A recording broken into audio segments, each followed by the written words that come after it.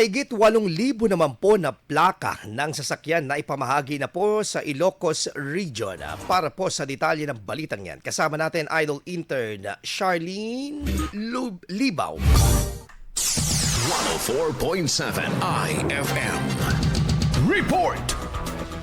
Umabot na sa 8,779 plaka ng sasakyan ang napamahagi na sa puspusang plate distribution caravan sa buong Ilocos Region. Katuwang ang mga lokal na pamahalaan, piniigting pang distribusyon sa iba't ibang lugar upang maresolve ang backlog sa plaka at matiyak na matatanggap na ng mga motorista ang kanilang plaka sa tamang oras. Matatandaan na mas pinalawig pang distribution caravan maging ang operasyon ng mga opisina ng LTO upang wala ng backlog sa plaka bago ang simula ng implementasyon ng No Plate No Travel policy sa buong bansa. Patuloy naman ang koordinasyon ng mga tanggapan sa pamamahagi alinsunod sa hangarin na maging ligtas ang pagbiyahe at responsableng pagmamaneho sa mga kakalsadahan. Kasama mo sa IFM Dagupan, Idol Intern Charlene Libaw, Tatak IFM. IFM News. IFM News. IFM News.